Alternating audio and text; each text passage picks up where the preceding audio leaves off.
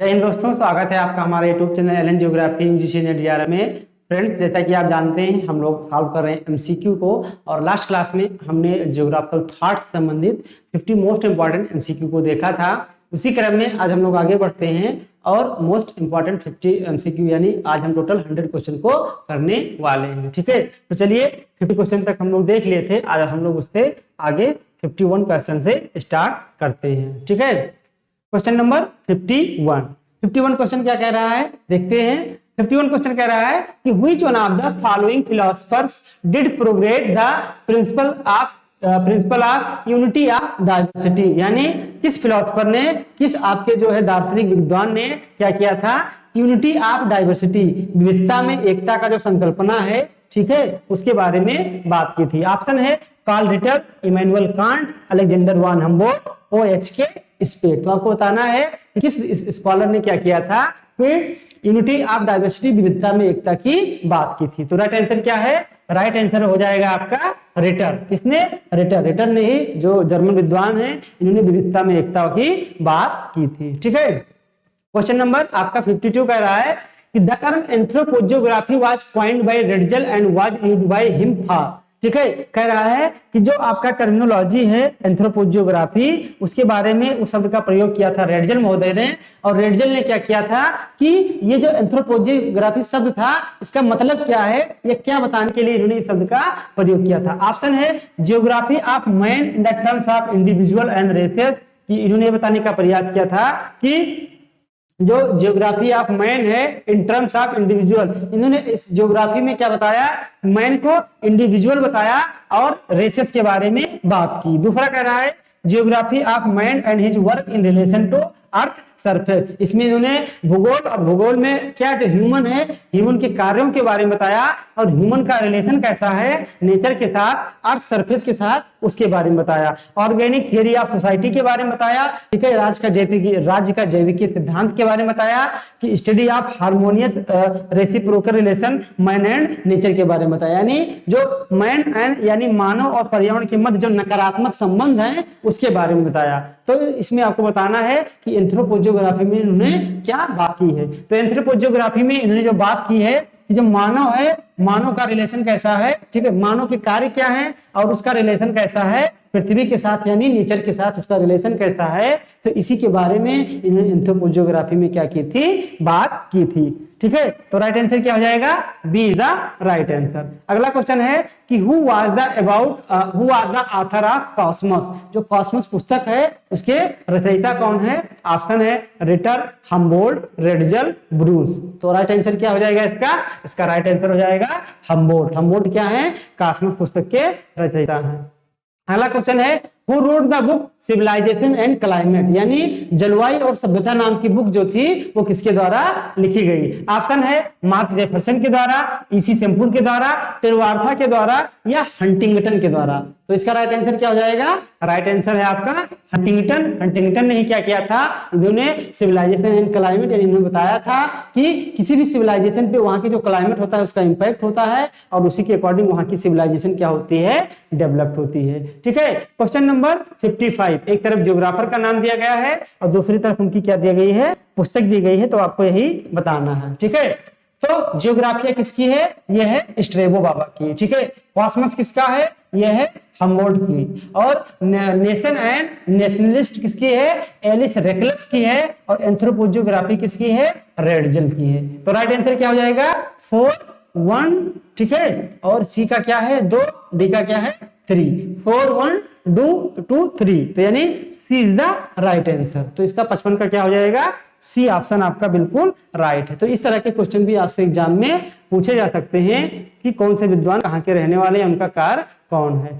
अगला क्वेश्चन कह रहा है कि the Erdkunde was published in year 1817, which one of the following authored the book, यानी जो अर्धकुंडे बुक है ये 1817 में पब्लिश किया गया था। तो इसके रचयिता कौन है, इसके लेखक कौन है, आपको ये बताना है। ऑप्शन है Oscar Peschel, Carl Ritter, WM Davis की ग्रिफिथ टेलर। तो इसका राइट आंसर क्या हो जाएगा, इसका राइट आंसर हो जाएगा कार्ल रिटर ने अर्धकुंडे नामक पुस्तक को 1817 में क्या किया था, पब्लिश किया था। आप लोग कमेंट करके बताइए कि जो अर्धकुंडे थी वो कितने खंडों में विभाजित थी। आपको कमेंट करके क्या बताना है कि अर्धकुंडे जो कि रिटर के द्वारा लिखी गई थी वो कितने खंडों में विभाजित है, कितने वॉल्यूम में वो प्रकाशित हुई है। अगला क्वेश्चन है कि the term cosmography was coined bye, ये जो कॉस्मोग्राफी शब्द था इसको सबसे पहले किसने क्या किया था, कॉइन किया था, प्रतिपादित किया था। Option मैकेंडर, Humboldt, can't, Ptolemy. तो राइट आंसर क्या है, ऑप्शन हो जाएगा आपका बी, हम्बोल्ट महोदय। हम्बोल्ट ने इसको क्या किया था, क्वाइन किया था। ठीक है, एक और मैच द फॉलोइंग है, इसको हम लोग देखते हैं। मैच द फॉलोइंग के क्वेश्चन आपके एग्जाम में बहुत पूछे जाते हैं थॉट से।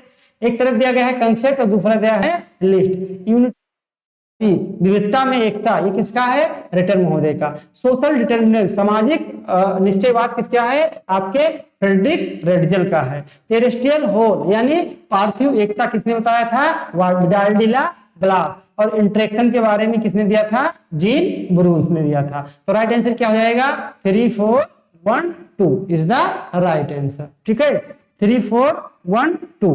तो आइए देखते हैं कि कौन सा विकल्प सही है। 3 4 1 2 यानी C is the right option. ठीक है, क्वेश्चन नंबर 59 कह रहा है कि who among the following was strong supportable of Ritter's teleological idea, यानी जो रिटर ने टेलियोलॉजिकल यानी स्वदेशवादी विचारधारा प्रस्तुत की थी, तो उसको जो है कौन से ऐसे स्कॉलर थे जिन्होंने क्या किया था, सपोर्ट किया था, बताया था कि नहीं भाई साहब बहुत अच्छी बात है, आपने बात कही है बहुत ही अच्छी कही है। ऑप्शन है अर्नाल्ड गुयार्ट, ऑस्कर पिसेल, ठीक है,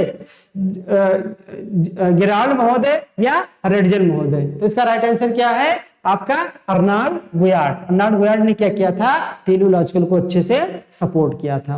अगला क्वेश्चन है कि the book entitled perspective on nature and geography, ठीक है, 1959 वाज ऑथर्ड बाय, यानी जो ये बुक है पर्सपेक्टिव ऑफ नेचर, ठीक है, ये बुक किसने लिखी थी 1959 में। ठीक है, तो ये बुक किसकी है, ये बुक हम आपको बता दें, ये बुक है आपकी रिचर्ड हार्टसॉन की। बहुत ही कालजयी रचना है, इनकी 2 किताबें हैं। पहले इन्होंने 1939 में नेचर ऑफ ज्योग्राफी लिखी, लेकिन उसमें उन्होंने बहुत सारी गलतियां की थी और उसी गलतियों को दूर करने के लिए 1959 में उन्होंने किताब लिखी जिसका नाम था पर्सपेक्टिव नेचर ऑफ जियोग्राफी। तो राइट आंसर क्या है, रिचर्ड हार्टसॉन। ठीक है, question number 61 assertion and reason का क्वेश्चन है, इसको हम लोग देखते हैं। बहुत अच्छा क्वेश्चन है, आपके एग्जाम में पूछा जा सकता है इस तरह के क्वेश्चन। क्वेश्चन कह रहा है can't was the father of exceptionalism in geography. ठीक है, कांट को क्या कहा जाता है, जो एक्सेप्शनल इन जियोग्राफी अपवादवाद है, तो अपवादवाद का इन्हें भूगोल में अपवादवाद का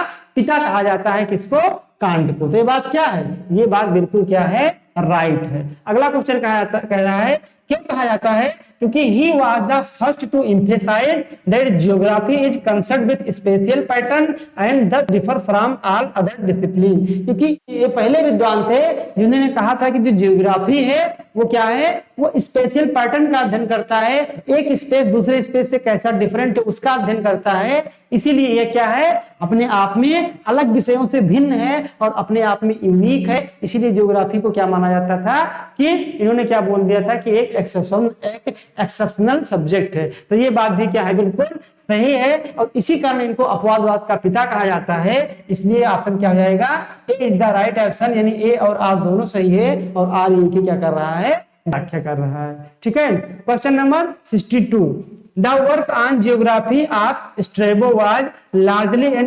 encyclopedia description of the world known to the Greek. ठीक है, इसमें ये कह रहा है कि जो आपका स्ट्रेबो है, स्ट्रेबो का जो वर्क है ज्योग्राफी पे, ठीक है, उसको हम इंसाइक्लोपीडिया के रूप में भी जान सकते हैं, क्योंकि इनकी जो पुस्तक है ज्योग्राफी का, ठीक है, वो एक तरीके से उसको इंसाइक्लोपीडिया भी कहा जाता है, ज्ञान का एक प्रकार से क्या है, भंडार है। ठीक है, जिसमें इन्होंने किसके बारे में बात किया है, the world known to the Greek, उस पुस्तक में इन्होंने ग्रीक के बारे में बात की है। तो ये बात बिल्कुल क्या है, गलत है, क्योंकि ये ग्रीक के स्कॉलर थे ही नहीं, बल्कि कहाँ के थे, रोम के थे। तो इन्होंने ऑब्वियसली उसमें किसकी बात की है, रोम की बात की है। दूसरा है Strabo's book had laid down a clear foundation of for chorological writing in geography. इनकी जो पुस्तक है, ठीक है, ये प्रकार से कोरोलॉजिकल राइटिंग के लिए कि एक स्थान दूसरे स्थान से कैसे भिन्न है, इसके बारे में बहुत अच्छा क्या करता है, वर्णन करता है। तो ये बात बिल्कुल क्या है, सही है। तो ए गलत है और आर क्या है, पूर्ण रूप से सही है। तो इसका ऑप्शन हम मान लेते हैं, ए में क्या रख देते हैं, इसका ऑप्शन मान लेते हैं सी, क्योंकि सी ए में रहता है, ए बी दोनों सही व्याख्या कर रहा है। बी में रहता है, ए बी सही है लेकिन व्याख्या नहीं कर रहा है, सी में है ए फॉल्स है और आर सही है, तो ए फॉल्स है आर सही है, इसलिए इसका ऑप्शन हम क्या मानते हैं, C right, C is the right option. ठीक है, अगला क्वेश्चन कह रहा है, यहाँ पर 4 विकल्प दिए गए हैं और आपको इसको मिलान करना है। ठीक है, 1 2 3 4 ए बी सी डी। ठीक है, चलिए देखते हैं। इधर दिया है पुस्तक, a book of routes and realms. ठीक है, तो ये किसकी पुस्तक है, ये है इब्ने हाकल की। किसकी है, इब्ने हाकल की। अगला है किताब अल असद। ठीक है, ये किसकी है, किताब अल असद। ठीक है, और है किताब अल जमाकिर, और है एक आपका क्या है, amusement for those who desire to travel around the world. ठीक है, तो ये तो पुस्तक है आपके अल जो है अल इदरसी की। किसकी है, अल इदरसी की। ठीक है, और जो आपका किताबुल अस्कल है, ये है आपका अ बुक्स ऑफ रूट्स एंड रिल्म्स। ठीक है, इब्ने हाकल, और ये है आपका अल मसूदी की, और किताब अल जाकिर किसका है, अल बरूनी की है। ठीक है, तो इसका राइट आंसर क्या हो जाएगा, ए का 3 4 2 1। ठीक है, 3 4 2 1 इज द क्या हो जाएगा, राइट आंसर। थोड़ा सा टफ बुक है, इसको आपको क्या करना है, इसे ही याद कर लेना है। ठीक है, तो राइट आंसर क्या हो जाएगा, 3 4 2 1, यानी ए इज द राइट आंसर, 3 4 2 1। ठीक है, क्वेश्चन नंबर 64 देखते हैं क्या कह रहा है। 64 कह रहा है कि which of the correct chronological order of the following school from the two latest, यानी जो प्राचीन से वर्तमान में विद्वान है उनका क्रम आपको बताना है। तो इसमें राइट आंसर क्या हो जाएगा, सबसे पहले कौन आया, सबसे पहले आपके आए इब्ने हाकल। ठीक है, कौन आए, इब्ने हाकल। इब्ने हाकल के बाद कौन आया, अल मसूदी। अल मसूदी के बाद कौन आया, अल बरूनी, और अल बरूनी के बाद सबसे लास्ट में कौन आया, अल इदरसी। ठीक है, कौन आया, अल इदरसी। तो राइट आंसर क्या हो जाएगा, B is the right answer. ठीक है, क्योंकि पहले इब्ने हाकल आए, अल मसूदी आए, अल मसूदी के बाद अल बरूनी, और अल बरूनी के बाद अल इदरसी, यानी इसका राइट आंसर है बी। ये सारे के सारे क्या हैं, सारे के सारे आपके अरब स्कॉलर हैं। ठीक है, क्वेश्चन नंबर 65, ये भी मैच द फॉलोइंग है, तो इसको हम लोग अच्छे से क्या करते हैं, मैच करते हैं, क्योंकि मैच द फॉलोइंग की प्रैक्टिस बहुत ज्यादा करना है, आपके एग्जाम में बहुत सारे क्वेश्चन आते हैं। तो 11th राम का कंसेप्ट किसने दिया, रेडजन महोदय ने दिया। पेज एक प्रकार से एरिया होता है, उसका कंसेप्ट किसने दिया, आपके जो है ब्लास महोदय ने दिया। जो छोटे रीजन होते हैं उसको फ्रांस में पेज कहा जाता है। ठीक है, और टेरा इनकॉग्निटा किसकी है, टॉलमी की है, और ऑर्बिस टेरम किसकी है, सोलोनियस की है। ठीक है, तो राइट आंसर क्या है, 4 1 2 3। ठीक है, राइट आंसर क्या हो जाएगा आपका, 4 1 2 3। तो आइए देखते हैं कि इसका आंसर कौन सा सही होगा, 4 1 2 3। ठीक है, तो 4 1 2 3 यानी ए इज द राइट आंसर। तो इस प्रश्न का उत्तर क्या हो जाएगा, ए हो जाएगा। क्वेश्चन नंबर 66 कह रहा है कि you coined the term cosmography and divided into uranography and geography.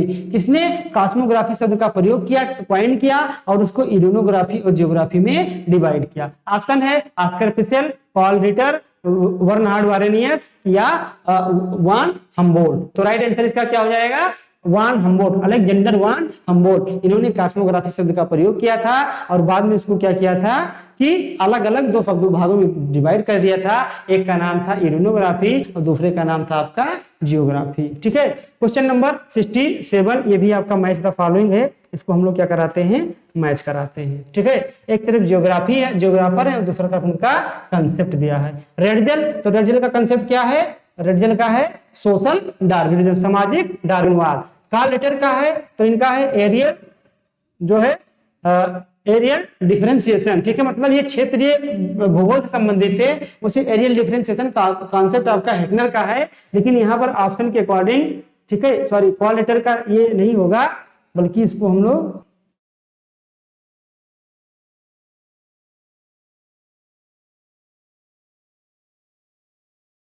पहले मिलाते हैं हम लैंडस्केप से। तो लैंडस्केप का संबंध जो हो जाएगा आपका किससे, कार्ल सावर से। कार्ल रिटर का किससे हो जाएगा, टेलियोलॉजिकल व्यू से, और रिचर्ड हार्टसॉन का हो जाएगा एरियल डिफरेंशिएशन से। उसे एरियल डिफरेंशिएशन हेटनर का है, लेकिन इससे हार्टसॉन बाबा भी क्या है, संबंधित हैं। तो राइट आंसर क्या हो गया, ए का 4, बी का 3, सी का 2 और डी का 1। ठीक है, 4 3 2 1 इज द क्या हो जाएगा, राइट आंसर हो जाएगा। ठीक है, 4 3 2 1, तो 4 3 2 1 किसमें है, ए इज द राइट आंसर। ठीक है, क्वेश्चन नंबर 68 कह रहा है which one of the following pairs does not match correctly, कौन सा पेयर आपका मैच नहीं कर रहा है। ऑप्शन ए है इब्ने खालदून, तो इनकी पुस्तक मुकदमा है, इसमें कोई दिक्कत नहीं है। दूसरा है अल बल्की किताबुल स्किल, ये भी बात बिल्कुल सही है। तीसरा है अल मुस्दी रूट्स एंड रिम्स, ये पॉइंट्स आपका गलत है क्योंकि अल मुस्दी की रूट्स एंड रिम्स नहीं बल्कि किसकी है, इब्ने हाकल की है। बाकी अल ब्रूनी वाला पॉइंट भी सही है। तो इसमें गलत कौन सा है, नाट का चश्मा आपको देखना था,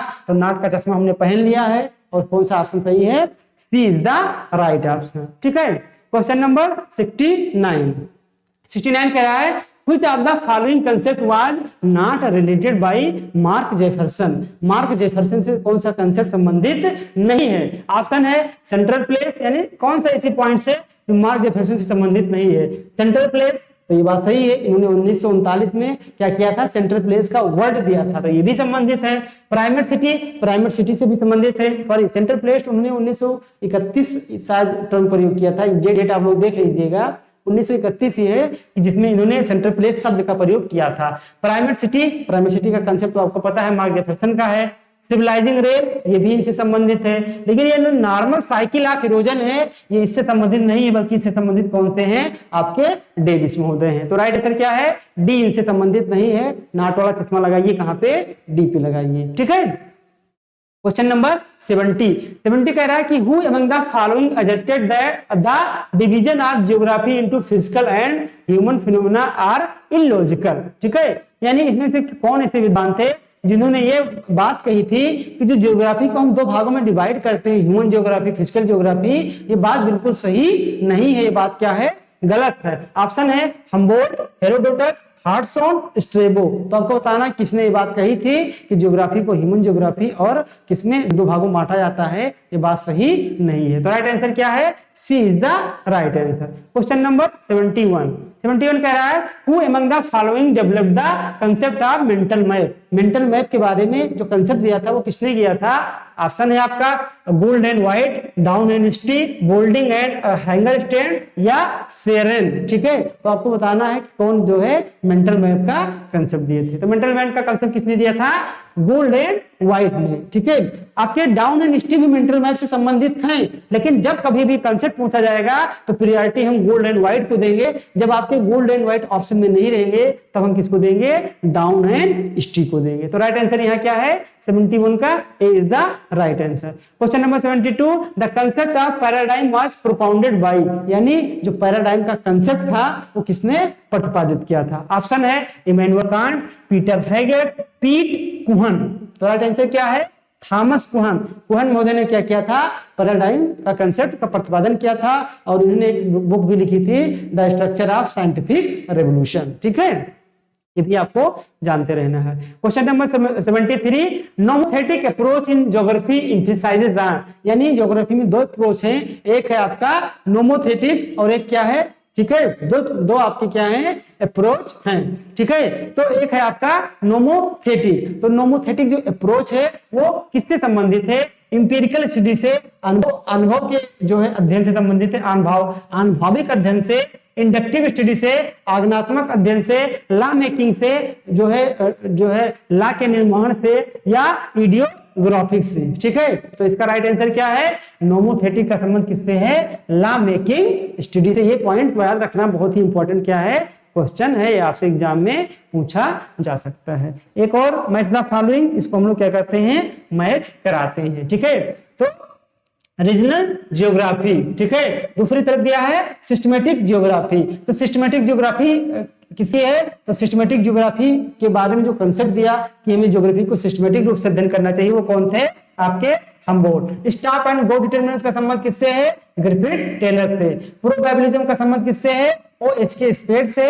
और रीजनल ज्योग्राफी का संबंध किससे है, कार्ल रिटर से। इन्होंने ज्योग्राफी को कहा था कि सिस्टमेटिक नहीं बल्कि रीजन वाइज स्टडी करनी चाहिए, और एक प्रकार से सिस्टमेटिक और रीजनल ज्योग्राफी में एक डाइकोटॉमी भी चली थी। ठीक है, तो राइट आंसर क्या हो जाएगा 3 4, ठीक है 2 1, क्या हो जाएगा 3 4 2 1। तो राइट आंसर देखते हैं, इसका राइट आंसर क्या हो जाएगा, इसका हो जाएगा D is the right answer 3 4 2 1। ठीक है, question number 75, Who among the following scholar laid down the foundation of dichotomy of journal versus species? ठीक है, जर्नल वर्सेस स्पेशल मतलब विशिष्ट ज्योग्राफी, यानी कौन से ऐसे स्कॉलर थे जिन्होंने ज्योग्राफी में ये द्वैत जो हुआ था जर्नल वर्सेस स्पेशल, यहाँ स्पेशल लिख गया, इसको स्पेशल कर लीजिएगा, यानी सामान्य भूगोल वर्सेस विशिष्ट भूगोल के बारे में जो द्वैतवाद हुआ था ये किसने किया था, इसी के बारे में आपको बताना है।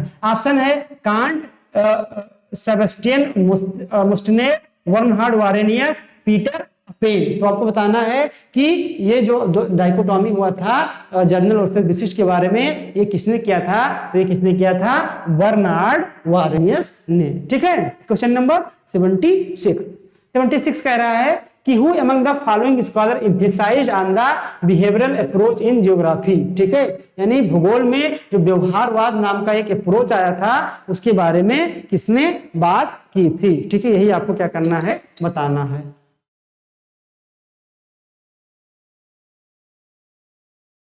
तो व्यवहारवाद के बारे में जो जानकारी दी गई थी वो किसके द्वारा दी गई थी, ऑप्शन है जॉनस्टन, किर्क, वर्टन, ग्रेगरी। तो राइट आंसर क्या है विलियम किर्क। जो विलियम किर्क थे इन्होंने व्यवहारवाद की जो संकल्पना है उसके बारे में बात की थी। Question number 77, which one among the following perspective was responsible for radical transformation in the spirit and purpose of geography? यानी भूगोल की एक से कहा जाए जो आत्मा है, स्पिरिट है, ठीक है, तो उसमें कौन सा ऐसा विचार आया जिसके बाद एकाएक अचानक से भूगोल में क्या हो गया रेडिकल ट्रांसफॉर्मेशन हुआ, एक तरीके से बहुत ही बड़े पैमाने पर इसमें क्या हुआ रूपांतरण हुआ, ज्योग्राफी से क्या हो गई चेंज हो गई। ऑप्शन है स्ट्रक्चरलिज्म से, संरचनावाद के आने से, पोस्ट मॉडर्निज्म से, उत्तर आधुनिकतावाद आने से, ह्यूमनिज्म से, या क्वांटिफिकेशन से, परमाणुकरण से, मात्रात्मक क्रांति से। तो आप लोगों को पता है कि जब से भूगोल में क्या आया क्वांटिफिकेशन आया तो भूगोल का स्वरूप ही चेंज हो गया। जो भूगोल पहले क्या था लिटरल तरीके से उसका अध्ययन किया जाता था, अब उसका सिस्टमेटिक और अच्छे से क्या किया गया साइंटिफिक तरीके से अध्ययन किया जाने लगा। बहुत सारे इसमें क्या हुए मॉडल का प्रयोग होने लगा। राइट आंसर क्या है D is the right answer. Question number 78, who among the following define geography as discovery of predictive patterns during quantitative revolution period? यानी कौन से ऐसे विद्वान थे जिन्होंने क्या कहा भूगोल को कि एक डिस्कवरी ऑफ प्रेडिक्टिव पैटर्न, यानी आने वाले समय में एक प्रकार से क्या होगा बहुत बड़ा डिस्कवरी होगा किसके लिए ज्योग्राफी के लिए। किस पीरियड में यह बात कही थी क्वांटिटेटिव पीरियड में, यानी जब मात्रात्मक क्रांति अपने चरम पे थी तो कौन से ऐसे विद्वान ने यह कहा कि आने वाले समय में जो ज्योग्राफी है वो क्या होगा एक बहुत बड़े पैमाने पर इसमें क्या होगा भविष्य में परिवर्तन आएगा और ज्योग्राफी क्या है बहुत कुछ अच्छा करेगा। कहाँ फ्यूचर में किस दौरान ये बात कही गई थी क्वांटिटेटिव रेवोल्यूशन के दौरान ये बात कही गई थी कि ज्योग्राफी में बहुत बड़ा भविष्य में परिवर्तन आने वाला है। ठीक है, तो ये बात किसने कही पीटर हेगेट ने, विलियम बुंगी ने, डेविड हार्वे ने, आरजे चोरने ने। तो ये बात किसने कही विलियम बुंगी नाम के विद्वान ने कही। ठीक है, question number 79, who among the following emphasized on the behavioural environment in geography, यानी ज्योग्राफी में जो बिहेवियरल एनवायरनमेंट है व्यवहारवाद है उसके बारे में किसने बात की। ऑप्शन है जॉनस्टन, क्रिक, ग्रेगरी, बर्टन। ये रिपीट हुआ क्वेश्चन, इसका ऑप्शन क्या है क्रिक। विलियम क्रिक थे जिन्होंने व्यवहारवाद के बारे में बात की थी। Who among the following the concept of mental map? mental map का कंसेप्ट किसने दिया था? ऑप्शन है Gould and White, Boulding and Hagerstrand, Down and Stea या सेरेनेन ने। तो अभी ये रिपीट हुआ है ये क्वेश्चन, इसका आंसर क्या है गोल्ड एंड व्हाइट। ठीक है, क्वेश्चन नंबर 81 कह रहा है कि who among the following defined geography focused on man centred geography, यानी कौन से ऐसे विद्वान हैं जिन्होंने मैन सेंटर्ड यानी मानव केंद्रित भूगोल की बात की थी। यानी वो कैसे ज्योग्राफी की बात की एक तरीके से कह सकते हैं ह्यूमन ज्योग्राफी की बात करते थे जिसमें उन्होंने ह्यूमन सेंटर्ड ज्योग्राफी की बात की थी। ठीक है, क्योंकि ज्योग्राफी दो है फिजिकल एंड ह्यूमन। हंटिंगटन थे, सिंपल, जेफरसन, रेडजल। तो राइट आंसर क्या है राइट आंसर आपका है मार्क जेफरसन। मार्क जेफरसन जो थे इन्होंने ह्यूमन सेंट्रिक ज्योग्राफी की बात की थी। क्वेश्चन नंबर 82 कह रहा है आपको मैच द फॉलोइंग करना है, तो इसको हम लोग अच्छे से मिलान कर लेते हैं। ठीक है, एक तरफ है आइडियोलॉजी विचारधारा, एक तरफ है उसके प्रोपाउंडर। तो प्रोबेबिलिज्म कौन है? OH के स्पेट है। स्टाफ एंड गो डिटरमिनिस्ट कौन है? आपके ग्रिफिथ टेलर महोदय हैं। सिस्टमैटिक ज्योग्राफी किसकी है? सिस्टमैटिक ज्योग्राफी है आपकी हम्बोल्ट की, और रिटर की क्या है? रीजनल ज्योग्राफी है। मॉडर्न ज्योग्राफी किसकी है? रिटर की। तो राइट आंसर क्या हो जाएगा? 4। ठीक है, उसके बाद क्या है? 3 2 4 3 1 2 क्या है? 4 3 1 2 इज द राइट आंसर। 4 3 1 2 ठीक है, 4 3 1 2 C is the right answer. Question number 83, who describe geography as a navy science. ठीक है, तो जियोग्राफी के किन्होंने क्या किया था? नेवी साइंस के रूप में डिस्क्राइब किया था। ये थोड़ा सा कुछ मिस्टेक लग रहा है, इसलिए इस क्वेश्चन को हम लोग क्या करते हैं? छोड़ देते हैं, क्योंकि नेवी का क्या मतलब है इसको हम लोग नेक्स्ट क्लास में देखेंगे, क्योंकि ये कुछ ऐसा वर्ड लग रहा है कि यहाँ पर कुछ क्या हुआ है? मिसप्रिंट हुआ है। क्वेश्चन नंबर 84 कह रहा है which of the following book is written by Thomas Kuhn. कौन सी ऐसी किताब है जो थॉमस कुहन के द्वारा लिखी गई है? ऑप्शन है the paradigm of scientific revolution, paradigm shift, a new approach in geography, the structure of scientific revolution. ठीक है, तो कह रहा है कि कौन सी किताब थॉमस कुहन द्वारा लिखी गई है? तो ये सारी किताबें जो हैं वो थॉमस कुहन के द्वारा लिखी गई है, इसलिए इसका राइट आंसर क्या हो जाएगा? All of the above. Question number 85 कह रहा है positivism and empiricism inspired of, यानी जो प्रत्यक्षवाद आया था, ठीक है, या आपका जो अनुभववाद आया था उसी प्रत्यक्षवाद को कहते हैं, तो किससे ये प्रभावित था? ठीक है, ऑप्शन है क्वालिटेटिव रिवोल्यूशन से, जो एक गुणात्मक क्रांति हुई, क्वांटिटेटिव रिवोल्यूशन से, थ्योरेटिकल रिवोल्यूशन से, बोथ बी एंड सी। ठीक है, तो आपको बताना है कि किससे प्रभावित थी। तो ये आपका, आप बात करें क्वांटिटेटिव रिवोल्यूशन की, ठीक है, या जो थ्योरी की बात करता है उससे उसकी बात की, तो इसका ऑप्शन क्या है? D is the right answer. B and C क्या है? दोनों ही सही बात है। Question number 86 after which of the following revolution concept of positivism emerge, यानी किस रिवोल्यूशन के बाद जो पॉजिटिविज्म का कंसेप्ट था वो क्या था? आया था। ठीक है, ऑप्शन है फ्रेंच रिवोल्यूशन के बाद, रशियन रिवोल्यूशन के बाद, अमेरिकन रिवोल्यूशन। आपको बताना है किस रिवोल्यूशन में क्या हुआ था, ये पॉजिटिविज्म का कंसेप्ट आया था। तो पॉजिटिविज्म का कंसेप्ट कौन है? ऑगस्ट काम्टे हैं, और ऑगस्ट काम्टे कहाँ हैं? फ्रेंच के रहने वाले हैं, इसलिए इसका राइट आंसर क्या हो जाएगा? French revolution. क्या है? French revolution. 85 नंबर कह रहा है कि knowledge is limited to the fact that can be observed and relationship between fact. ठीक है, which of the features of positivism is highlighted by this statement. ठीक है, ये कह रहा है कि जो नॉलेज है, ठीक है, जो नॉलेज है उस नॉलेज से अगर हम किसी फैक्ट के बारे में पता करते हैं, ठीक है, यानी किसी फैक्ट के बारे में जो आप नॉलेज गेन करते हैं, तो वो क्या है? वो उसका एक लिमिटेशन है कि आप जो है क्या कर रहे हैं? किसी फैक्ट के द्वारा क्या कर रहे हैं? नॉलेज को गेन कर रहे हैं। ठीक है, जबकि इसको कैसा होना चाहिए? Object and relationship between fact. ठीक है, यानी ये कैसा होना चाहिए कि जो भी आपके फैक्ट्स हैं उसके बारे में जो ऑब्जर्वेशन होना चाहिए, उसके बारे में क्या होना चाहिए? रिलेशनशिप होना चाहिए।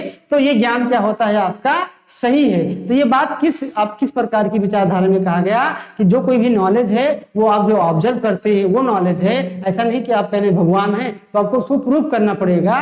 तो जो भी आपका जो ये कह रहा है कि जिसके बारे में आप जानते हैं फैक्ट जो है वो नॉलेज आपका क्या है? सीमित है। नॉलेज वो नहीं है जिसके बारे में से आप जानते हैं। नॉलेज वो है जो आप फैक्ट के बेस में रिलेशनशिप, यानी कोई भी बात जानते हैं तो उसमें कैसे है, क्यों है, ठीक है, उसको आपने ऑब्जर्व किया है नहीं किया है, वो आपका नॉलेज है। ऑप्शन है एंटी आइडियलिज्म, ये प्रत्यक्ष आदर्शवाद की विचारधारा है। एंटी अथॉरिटेरियनिज्म के अथॉरिटेरियन के बीच में है। इंपीरियलिज्म के बारे में ऐसा तो इसका राइट आंसर क्या है? इंपीरियलिज्म। अनुभववाद या इंपीरियलिज्म को क्या कहते हैं? आपको जो भी आप एक्सपीरियंस करते हैं तो वही तो कहता है कि आप ऑब्जर्व कीजिए, फैक्ट के बीच में रिलेशन बताइए, वही नॉलेज क्या है आपका?